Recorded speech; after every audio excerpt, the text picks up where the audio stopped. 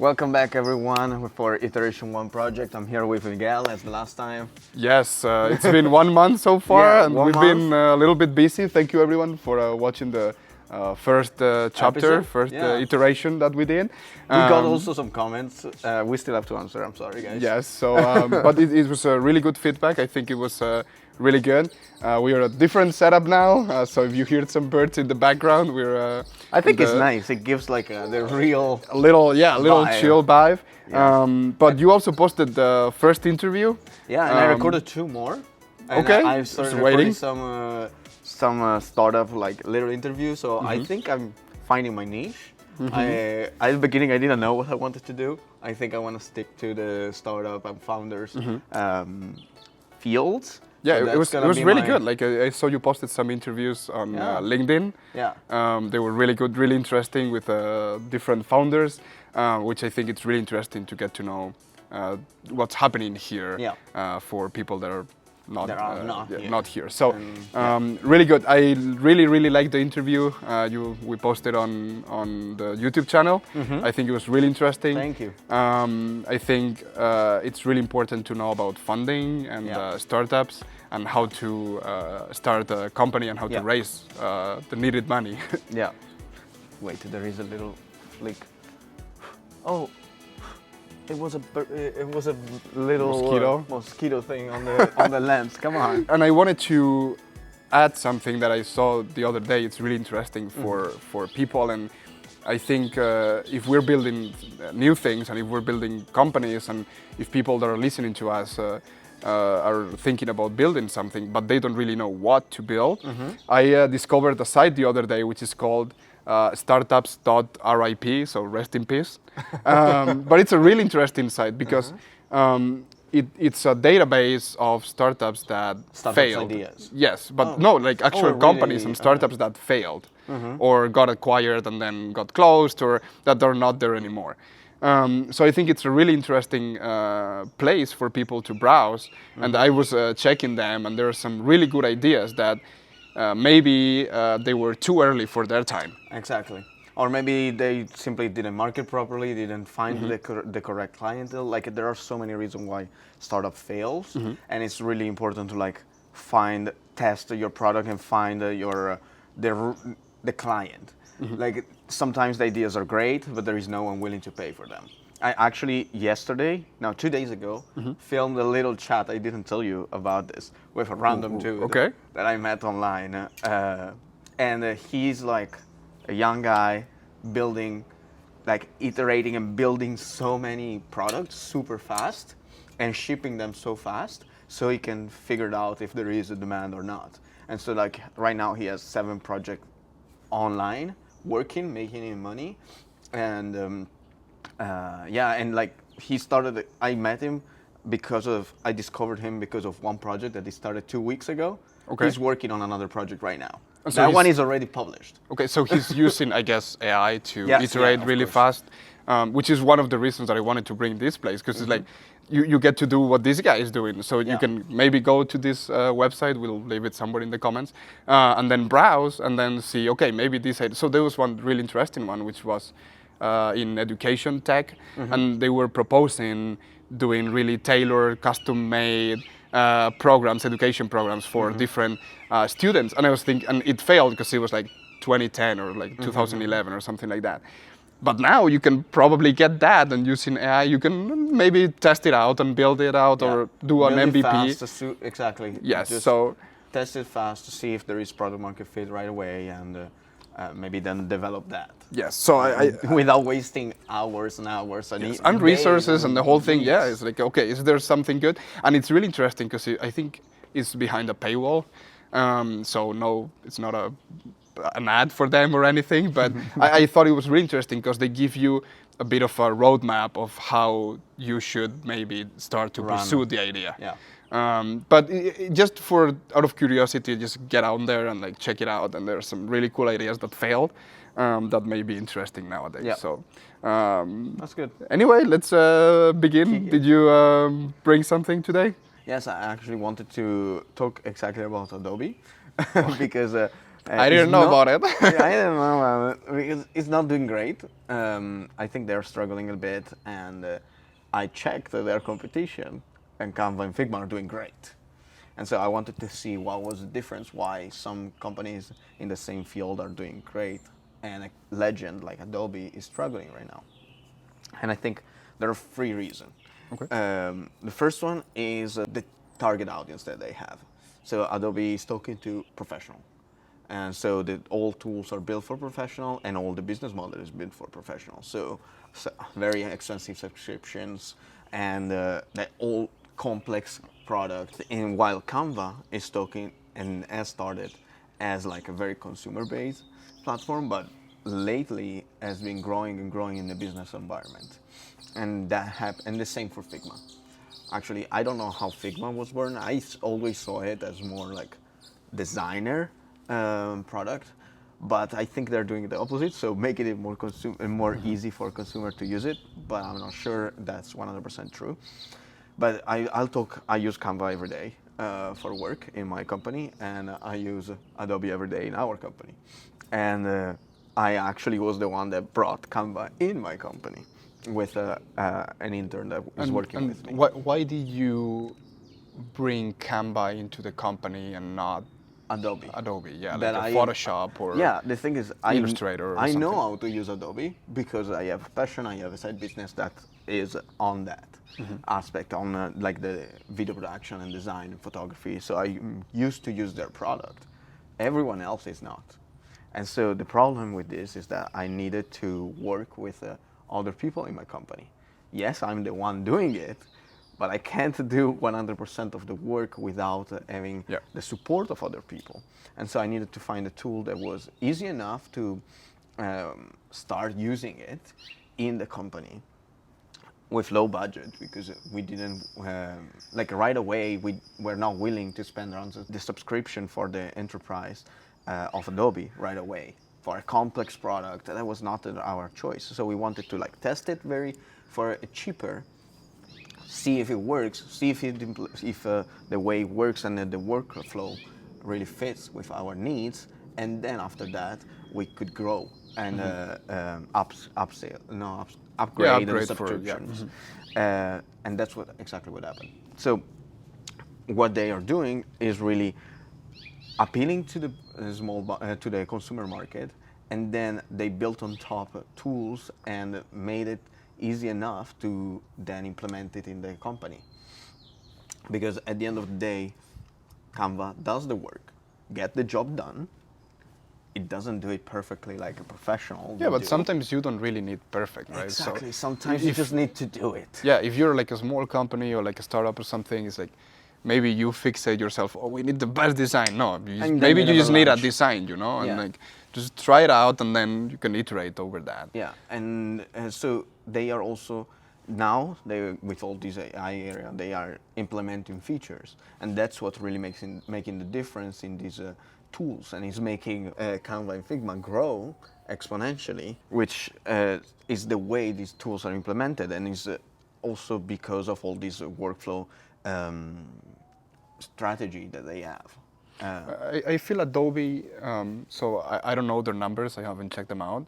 I think they probably keep selling a lot. No, of course, it's Adobe. Yeah, but they are not growing. But that's the problem. They were born as a tool you mentioned for professionals. And now there is a huge consumer market, like my aunt that is making a birthday flyer. Yeah, like a birthday flyer for my cousin or whatever, that they do not really want to use Photoshop to design the whole thing, or Illustrator, because it's really difficult for it. And there are tools like Canva that are built from scratch for that. And I think you mentioned it, and I think it's really interesting, because then if my uncle is doing that, then he gets used to working with that tool, because it's built for being easy. Yeah. And then if he has a need inside his company to develop a presentation or develop, I don't know, some branding material or some... even just slides. Or for sale. That's, or some slides. Like one of the easiest way that you get used to Canva. You just need a presentation. You don't like PowerPoint anymore because it's not great. Yeah, but and then you do it on Canva for free. Yeah, and then you get used to it. You get used to it, and then you bring it into the company, and then, like you said, you were using it before for like some presentations or whatever, and then it's like, okay, maybe we can introduce it into the company, and then suddenly instead of you, it's 10 more people using that. Exactly. And then, oh, maybe we need to pay the subscription because they do have some AI, you know. So it's like, okay, maybe let's pay the subscription because we need to use the AI to, I don't know, make it faster. Yeah, the thing is, what they're doing with AI is to facilitate the first part of the process. I don't think they are at the point where like you can use the Canva AI to really speed up the corporate work in the design, which is interesting, and that's why I would love to talk to someone in Canva to improve that, because I like my role requires me another type of needs from Canva AI. What they're doing with Canva AI is to make it very easy to make a cool design. So even if you don't know anything, you can just write, I need to write a flyer for my birthday party, you know? And it creates it not with templates, it follows your directions. What is interesting to me is that the use of Figma, the use of AI in Figma and Canva are similar. They are helping the user to create something right away and and they are focusing on the beginner user, not on the professional. And so also Figma, you can use Claude to prompt, and then Claude will directly translate your prompt, not anymore just in Claude, but he will directly translate it in Figma and give you the design in Figma. So you can simply share the link to your professional designers. And it makes it so much easier to start, so much easier to be committed. Do you remember why we started using Lovable?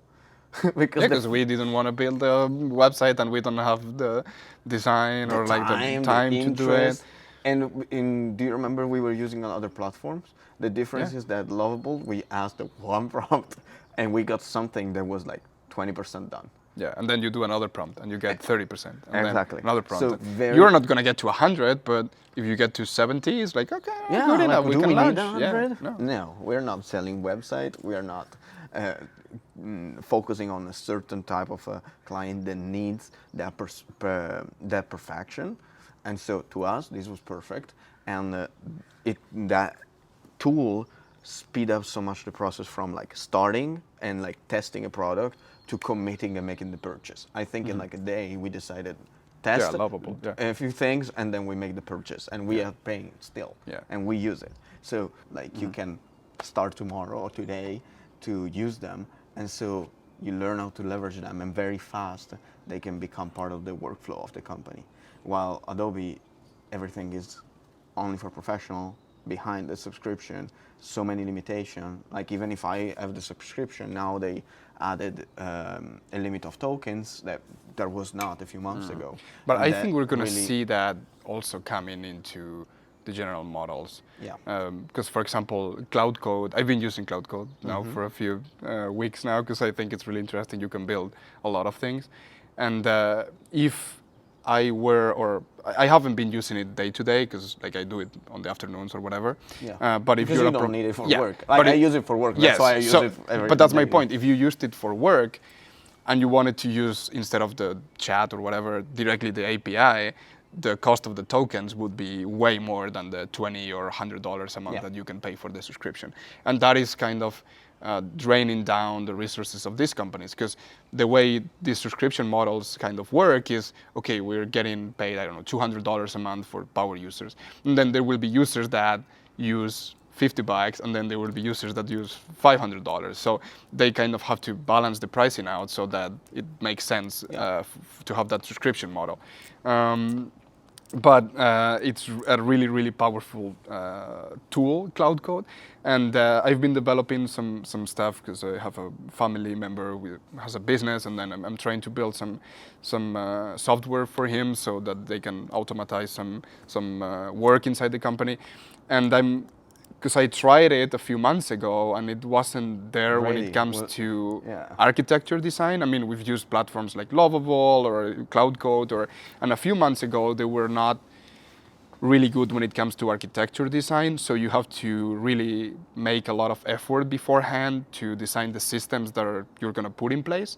And then it was decent to code them and to make them happen, but not when it comes to design. But I gotta say, like, this week I set up the project from scratch, and I was like, okay, I want to do this, and then I described the whole thing, like chatting on a voice message, and it's like, I need you to help me design the architecture. I mean, I have some knowledge about it, but I wanted to see what it can do right now. And it gave me a whole list and a whole detailed design of the architecture of, you're going to need these databases, we're going to have these connections between them, and we're going to have to. So it designed the whole architecture for the system. And now I'm kind of working on developing that. I mean, Claude is going to do the whole thing, but I thought it was really interesting how in just 3-4 months it's evolved that much. Yeah. And this week actually was GTC, NVIDIA GTC, which is probably the biggest conference in the world of AI, because like NVIDIA is kind of leading the way. Yeah. And Jensen, which is the CEO of NVIDIA, he was giving an interview the other day, and he was saying, if I pay an engineer like $400,000 or something, and he's not using more than half of his salary extra in tokens, he's not doing a good job, or like we need to rethink that. And that is a problem, because, I mean, it's not a problem, but we're seeing how a lot of companies are not, and I think we wanted to talk about is getting junior engineers, because a senior engineer can use $500,000 in tokens to replace that and be way more effective.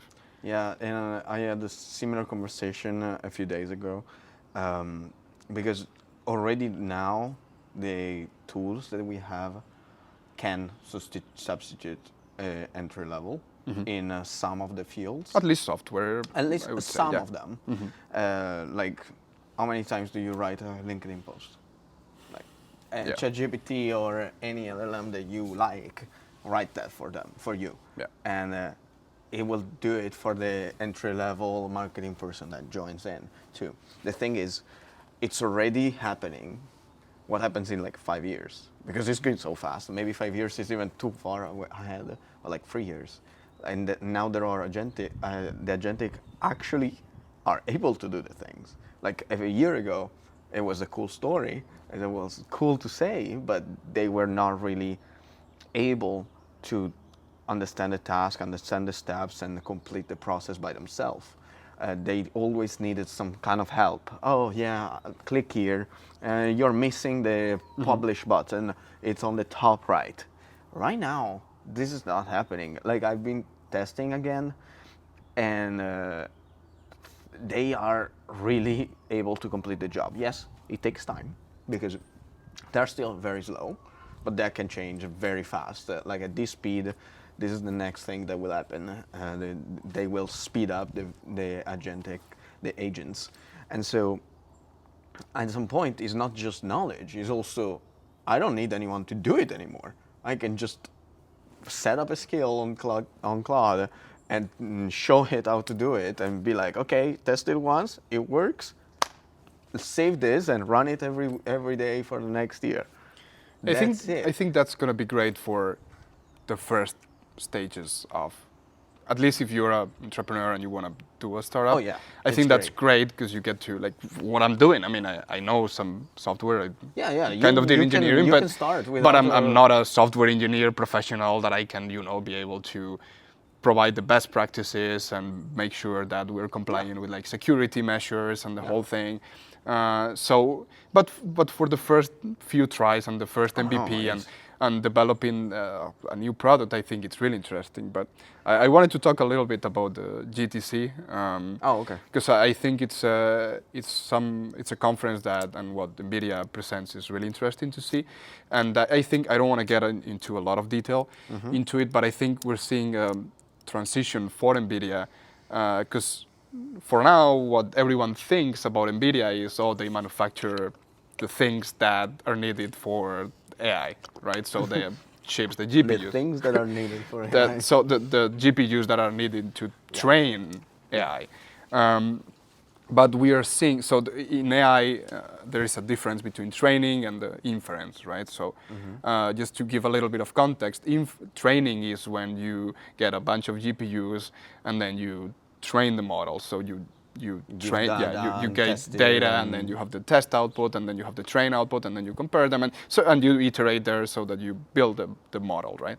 But once the model is built, so you have GPT 5 point whatever, or Gemini, or Cloud, or whatever model. Once you have it trained, then every time I, as a user, and you go to Cloud and you are like, oh, I need this, or ChatGPT, write me this LinkedIn post for whatever, that is making a call to the model, and that is called the inference, right? So the response and the actual use of it, and use between user. Yes. So NVIDIA was really focused on building the infrastructure for training. Well, actually the GPUs and everything for training. But now NVIDIA is putting on this GTC was a lot of focus on the inference and how to make those inferences more efficient. Because we all know that training models takes a lot of power, a lot of energy, but now the same systems are being used for inference. So maybe we need to rethink the hardware or have a special hardware for getting that model and using the model instead of training it. Doesn't he call it computing acceleration? Yeah, so that's part of their technology. They have the CUDA, and they have a bunch of technologies for also linking the GPUs, because NVIDIA is kind of transitioning now. Like in parallel? Yeah, because now NVIDIA is building the whole infrastructure for the data centers. So they are transitioning from just building or designing the GPUs, because we talked in the last episode about the whole supply chain. I think it's really interesting if you guys want to check it out, how the whole AI world and ecosystem works.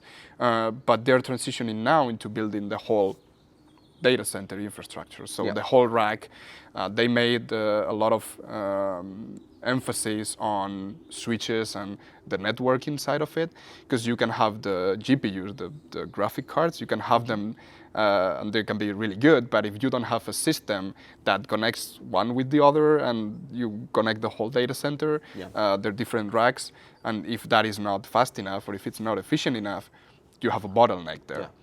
So it's like in simple terms, it's like when you try to edit on a video on a USB.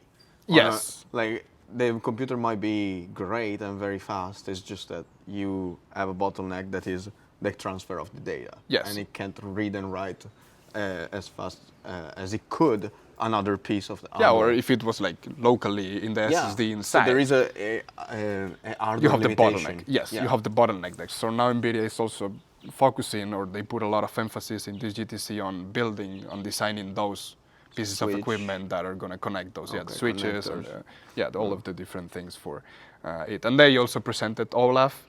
I don't know if you saw the Frozen. That was so cool. I was like, come on! When I was a kid, I wish I had like some like a robot like that. Yeah, a and robot. They said like that they will revolutionize Disneyland. Yeah, because I bet you're gonna have like all of those like little robots running around. We should go to this. Like my girlfriend is going next week. Oh, and nice. She asked me to go, and I'm like, no, but maybe now you should go. When they deploy the little Star Wars robots and Olaf and all of that, I think that would be pretty cool. Okay, so sticking on the topic of cinema, you sent me a message saying, "Oh, I want to talk about this topic. That is Lord of the Rings." Okay, so I got a question for you. What do you think makes someone indispensable or crucial in a company? The impact, if it's able to really make a difference. Mm-hmm. Okay, yeah, I agree with you. How? Yes. So I want to talk about. Have you seen Pirates of the Caribbean? Yes, I love it. So, how much do you think, average, each movie have generated in revenue for producers? For how much? How much? Whole thing? Yeah. So. I don't know. Probably like 800 million. Yeah, so it's actually it's like really? around 850 or 900 million per movie. I told you I like the movies. So that's Pirates of the Caribbean. So you've seen Lord of the Rings. Well, yes, you've seen Lord of the Rings. How much do you think each of those movies made, average, more or less? Do you think it was more or less than Pirates of the Caribbean? It should be more, like because Pirates of the Caribbean, I love it, but Lord of the Rings is like change a generation, multiple generation. Yes. So I think more than $1 billion. Yes, so around 1.1 or 1.1 billion per movie. So they're making more money with Lord of the Rings than with Pirates of the Caribbean. Yeah. Who do you think, or who would you say is the most important character in Pirates of the Caribbean? Johnny. Okay. How much do you think Johnny Depp made from the first movie of Pirates of the Caribbean? He was already kind of famous. Yeah, he was famous. 30 million? He did 10, 15 million for the first movie. Okay. He did around 30 for the second one. And for the last one, he 100. He did $90 million for the last one. But also because he negotiated a variable part. So related to the sales of the movie. To the sales of the movie. Yes, so he had like a fixed, like a little commission, probably a few tens of millions of dollars in variable. But so my point is, and in Lord of the Rings, I am a big fan of Legolas, which is Orlando Bloom. Who isn't? Orlando Bloom. How much do you think Orlando Bloom made? He was also in the Pirates of the Caribbean. Yes, but no one. I know him. Yes, but no one really remembers him from Pirates of Caribbean. Yeah, no, sorry, let me rephrase that. No one remembers Pirates of the Caribbean because of Orlando Bloom. Yeah, it's all Jack Sparrow. Yeah. But how much do you think Orlando Bloom made? Not for one, but for the 3 of the movies of Pirates of the Caribbean. Oh, for the 3 of the movies now, I think. Well, how much do you think he 30. made for the first one? Oh, like for the first one, like 2 million. Because he wasn't famous or anything. Yeah, he was one like or the two first million. of the. Okay, for the second one. Second one, he's a lot in the second one, no? Yeah. They're Maybe taking 5? the hobbits to Isengard. Okay, and so for the third one, so do you think it was like 2, 5, and then? I don't know. No, maybe more than 5. I don't know. Well, okay, But let's say it's, yes, less than 90 million. Okay, so way wrong. Really? He made for the 3 of them. The 3 of them. Pirates of the Caribbean. No, for the 3 of them of the Lord of the Rings. Of the Lord of the Rings. Less than $200,000. For all of the 3. Yes. Oh. So on one side we have Jack Sparrow, who made hundreds of millions of dollars from the movies of the Pirates of the Caribbean. I see where you're going. And on the other side we have Orlando Bloom, who made $200K for shooting the 3 movies of the Lord of the Rings. Why?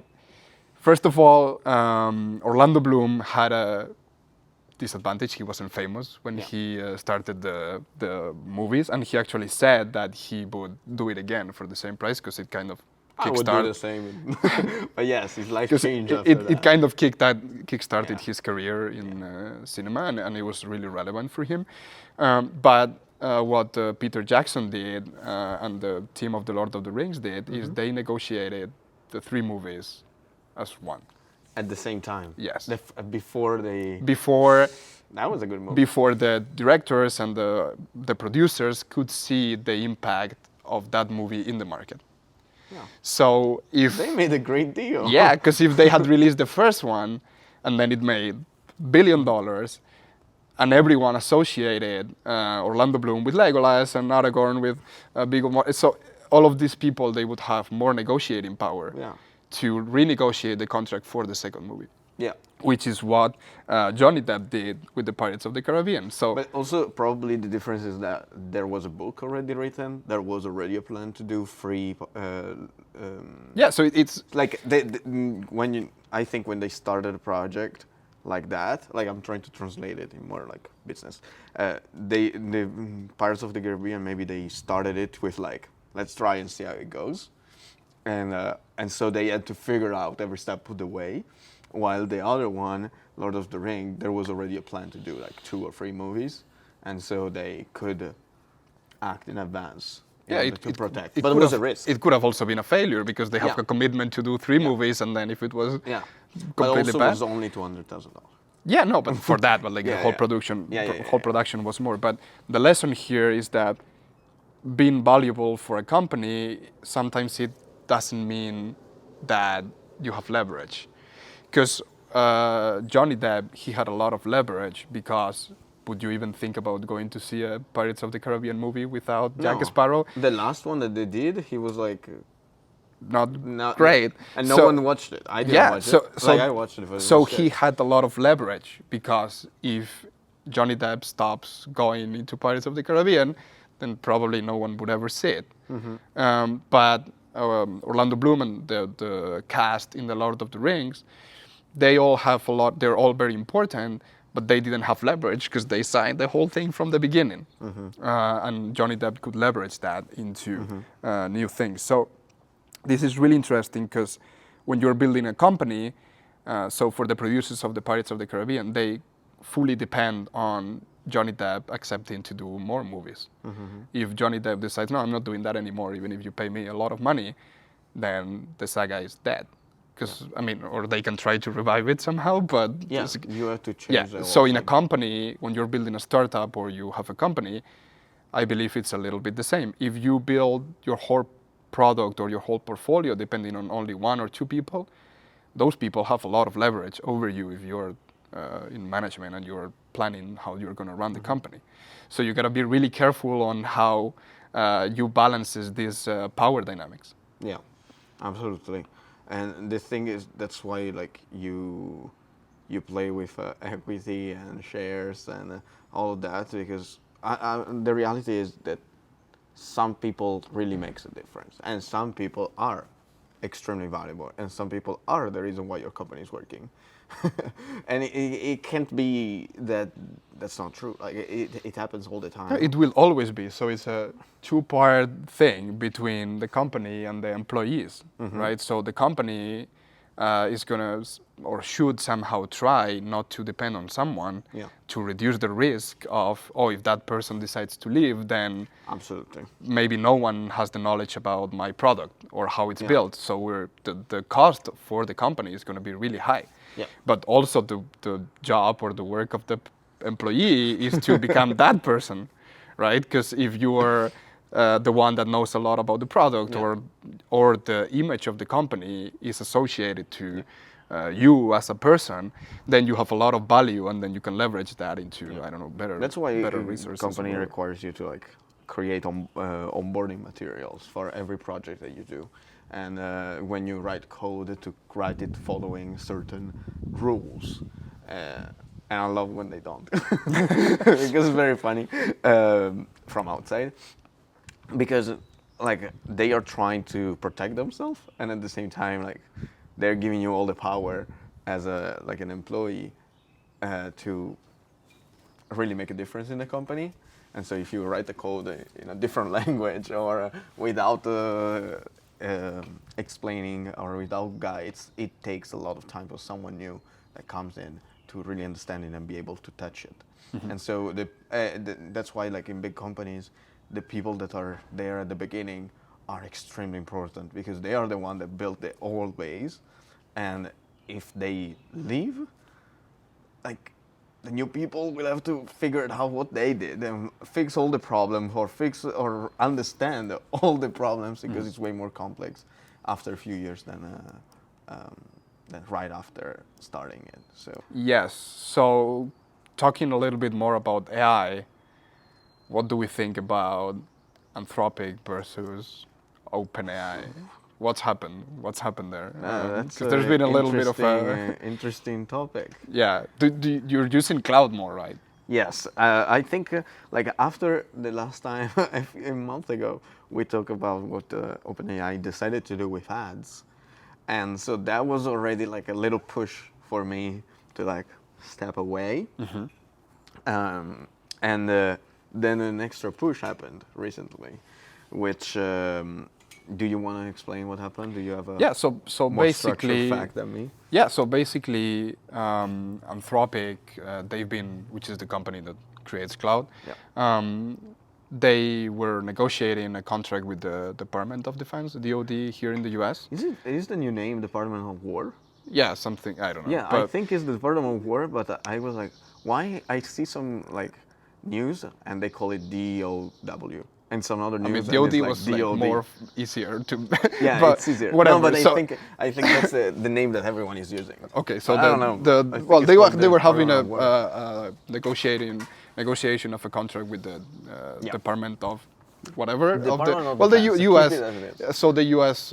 Government to provide cloud to the public administration, and They were using it already. Yeah, they were using They it were already. the first, from my understanding, Anthropic was the first LLM that was allowed in like a secret document, etc. And so they were using it. They used it for Maduro. Oh yeah, they used it for like Venezuela things. So they were already working with the U.S. government on some stuff, but they were negotiating like a bigger contract. And the CEO made 2 demands before signing the contract. One of it was that the government would not use it to do like public surveillance. Yeah. Because like AI Mass tools, surveillance, they're like great for doing that. Because like the thing research is, you can do about it is crazy. Unless you took. And the second one is they would not use it to do like autonomous drones. Fully autonomous. Fully autonomous drones.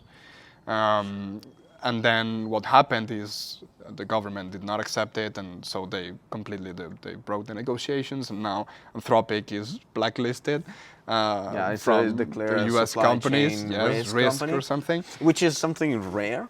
Like has not yet happened. I think this is the first company. That, U.S. company, I think, is the first one. That gets it. But what's interesting about this, and that's why I wanted to give this context, and we want to talk about it, is how Anthropic is using it as a marketing move.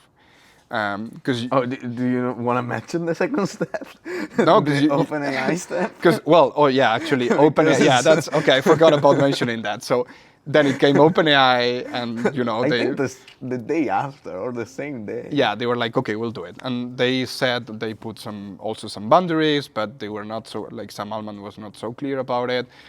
So what, like there was a whole movement because you started moving from ChatGPT and OpenAI because of the marketing and the ads, because it's like I don't want to, if I'm chatting, I don't want the LLM to push me some restaurant because someone paid. I want the real answer. I don't want to. But now there's a huge movement, at least here in the US, where people are like, no, we don't want anything to do with ChatGPT because OpenAI kind of, or at least the general knowledge is that they agreed to whatever the government said. Yeah. And actually, Anthropic last week was the #1 downloaded app in the App Store. Yep. And we're seeing how Anthropic they're positioning themselves as we're. I see here like a storyline that is happening, and something. Now, for the public, I'm talking. Like I don't want to go into politics or stuff. I'm talking for the public perception, at least here in the Bay Area. There is one company that is positioning themselves in a way that is focused on like transparency and like safety. Yeah. And the other one that is completely the opposite positioning. And like the ad thing was just the start. This situation with the DoD really like aligned the 2 companies even more on this narrative. And we are here in Bay Area, they are from here, so there has been a lot of backlash here, and a lot of situations, interesting situation in front of the offices of OpenAI, but also inside. I've listened to some podcasts. They were talking about also inside the company there was a lot of like questioning, and I think Anthropic is handling this really well. Because this could have been the end, because they got like post from the government against them, like telling that saying so blacklisted and blacklisted, and then that like companies that are using work. Companies that are using Anthropic. I believe that companies that are using Anthropic as a supplier, they cannot have public contracts. So it's a huge backlash for the enterprise market for them. Like that's the thing. From my understanding, that's what the message was. so they can't work with companies that have governmental contract, or military contract. But the reality is, this company can, or at least this is what the law says, they can use still Anthropic. They cannot use them on that specific project. Okay. But that part is like only if you look into it. Not everyone knows about it. So the message, the big voice that is out there is that Anthropic will have to stop working with this company that have contract with a government. And that could have been like the end. But the reality is that all the consumer market just answered really well to this news. And it's also because they did a very good communication at telling their part of the story. Sometimes it's hard in this situation to like have a strong voice when you are against such a big organization like the government. And they did some interviews. The CEO went on live in TV and talked about it, and it was really like clear and transparent in his reasoning and in explaining to the public why he was against, or he or the company was against these two clause aspects or usage, these two type of use, and the customer understood it. But there's been a huge backlash against like OpenAI because of that, and I think Anthropic and Cloud, at least before this, they were really, and we talked about it, they were really software focused, and they was mostly focused on power users and less on more general consumer market, which was dominated mostly by ChatGPT or Gemini, and everyone talks about ChatGPT, you know. So I feel like this new thing that happened, they've put them on the map also for consumer, because it's like, oh, you're a consumer, you're looking for an AI tool, don't go to OpenAI because they will sell your data to the government. Like, that's the general narrative that they're pushing, and that's the marketing move of It's not just that they're pushing. That's exactly what everyone is talking about. It's not just them. Yeah, it's like, the thing is, the market is speaking and is saying this, and also Anthropic handled it very well. The communication under this situation, which was really hard. At the same time, OpenAI, to my perception, handled it very badly, and so that helped a lot. This switch of mentality and this like categorization, because it was like they swipe in, they signed the contract right after, sneaking in, and they so like let it calm down and then get in on it. It's like, okay, and then the CEO mentioned, like, did a public statement saying that, oh yeah, maybe that could have looked opportunistic, and like, it's like, I understand why he did it. It's just that a few things align that made the customer that is not technical, that is not interested in the topic, hear about it and listen to the public, and he's like, oh, like, this is so clear now. They are going here and they are going there, and where do I want to go? I don't want to play devil's advocate, but me neither, unfortunately. I but ChatGPT a lot. But some debate that I have internally when I see these kinds of things, because it also happens a few years ago with Apple, that I think it was like a murder case or something, that the FBI, they were requesting for Apple to release some data from the guy's iPhone or something, and they completely refused, because it's like, no, like we protect and kind the users. So we put the user first, like we're not giving you any information, because if it sets a precedence, right? Of like, if we do it for this guy, exactly. And Apple positioned themselves as like, okay, we're privacy guys. So it got me thinking with this thing about OpenAI and this battle, is like, if you don't do, to what point is it good to just not do it? Because I get it, but at the same time, if you don't do it, another person is just gonna do it. Like in this case, it's like, okay, Anthropic, and the CEO is probably wanted to sleep well at night or whatever. Yeah, he said it. He was like, someone else will do it, and I am not willing to do it. Like I again, as a company. I don't know what his personal belief is. So these big companies, they kind of can afford to do these things, because they already have. Yeah, but it was a big risk, because it is a big risk. Like, it was but a huge risk. The contract was not that big. I think it was like $200 million or something. No, it's not. I think the risk is more like on image. I mean, but for Anthropic, good risk because like Right now it worked out. Yeah, Like, 'cause for it worked now, out. Today it worked out. But my point is, if you are a small company that you don't have the power to maybe say no to one of these contracts, what do you do? I mean, it's not an answer. It's not Yeah. something we have to answer, but it's something that got me thinking. It's like if I had a small company and I got offered an opportunity, a contract or something, because my technology is like all of the different technologies around throughout life, they can be used for good or bad, but the technology is just technology, right? So the people that are doing bad is the people that are using the technology. So it got me thinking, is like, what would I do, right? So if I just created a new piece of technology that could do a lot of good, but also a lot of bad, and then I got a contract that could potentially do a lot of bad, but it also could do a lot of good, you know, public safety or whatever. It's a huge moral debate that I just wanted to put out there so people can think about it. What would they do? And I think AI now, and we've seen it in the past with other technologies, but I think like it's becoming very and more clear now with AI, is that it's a huge war between not only moral debate, but also between countries and between companies, and we're seeing a really big open battle between, you know, the Anthropics of the world, OpenAI, and then Gemini, and then you know, the European, the Mistral or whatever, they have that, and then the Chinese, they have DeepSeek, and we're seeing how this new power of AI is developing, and I think it's going to be really interesting the next few years. And also I think there is so much power in this technology that I kind of have the feeling that the government will control this.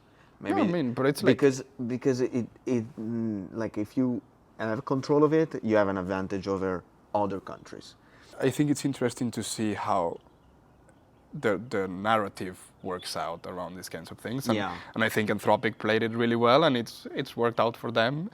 For now, they're in the public eye way more than they were before, and we'll see if that we'll see what happens. Revenue. Yeah, I think it will potentially be. Yeah, but they will also lose some contracts with enterprises, and the same for OpenAI. So there will be something happening that we can predict.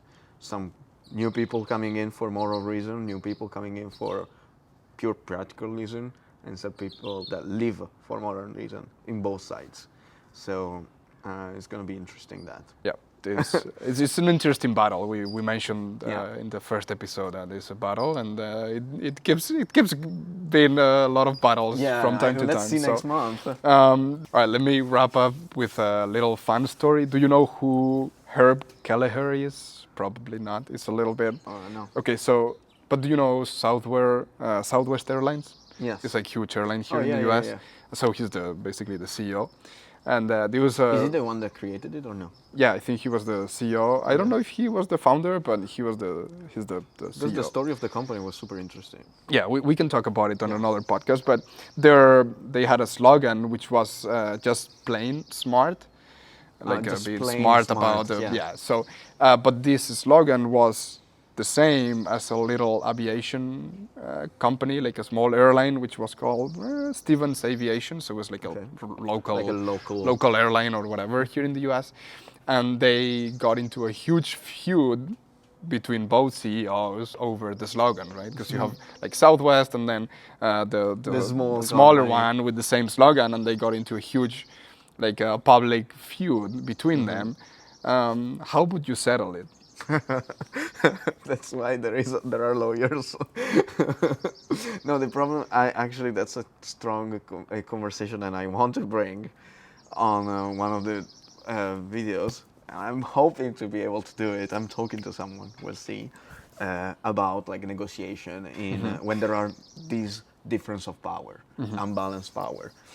I don't know. It's a bit of a David versus Goliath thing, because right? It's easy to like just let the big player win, or you can leverage that to get the name out of this, or you can fax, because maybe really this company maybe had the slogan before them, and so they can prove it, and they can go to court and win. So they went to court. I mean, they sued. so the little company sued the Southwest, and it all originated this public feud, and the way they settled it, because it was becoming a big case, the way they settled this is Southwest CEO and Stephen Aviation CEO, they challenged each other to polls like the No. yeah. I didn't see it. So there was like a while ago. Okay. Like maybe 20 years ago. Okay. And so they went both into a ring, dressed like boxing guys, like they were gonna that's box, so great. and they both sat down there and they they did a pose. And who do you think won? The little guy. Yeah, the little guy won. So, and he was like, okay, you know what, like, he was getting so much publicity out of it because, they like it's a played it small so local, smart. and then they became, like a huge public feud, and it became like a huge case, like in the eyes of the public, and then this like boxing pulse thing, and then he won, and then he was like, okay, you know what, like I've made so much publicity for my company with this, I'll just withdraw the suit, and then they both kept using the same slogan. I just wanted to I read the story the other day, and I was like, this is pretty funny. That's good marketing. Yeah, that's good marketing, and it's healthy. And competition. it's because both sides were okay with it. Yeah, like on board. Yeah, they were both on board on growing. They both kind of won because of it, because it's like yeah. a huge publicity for both of them. And the little guy, they don't exist anymore, so they probably got acquired or absorbed by some other airline. But the point is that it was like another good way of navigating crisis like this or controversy like that. Yeah.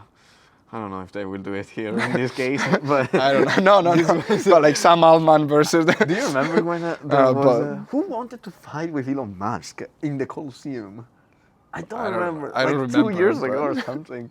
Elon Musk was supposed to do like an MMA fight or a boxing fight.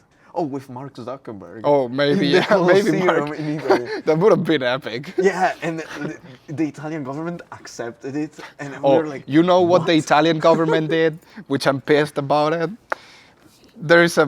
I'm pissed. There is a very famous like restaurant chain in Spain, which is called La Mafia se sienta a la mesa, which is La Mafia sits down at the table.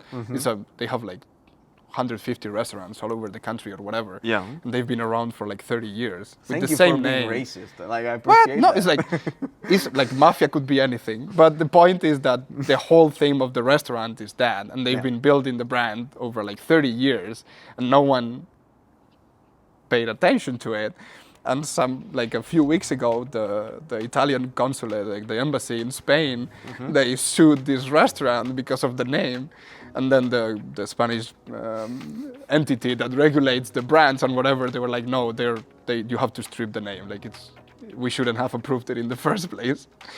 And so now the guy has to change the whole theme of the restaurants for like almost 200 restaurants in the whole country. And the problem is not that. The problem is the brand that's created around it. Exactly. Like they know you because of that. Yeah, and it's probably gonna go to What's the trial. problem with the name? It's probably gonna go to trial. Like the guy's probably gonna litigate that. But it was really like the guy was pissed because he was like, you first of all to the Spanish entity, it was like you approved the name like 20 years ago. You fight for it now. You gave me that.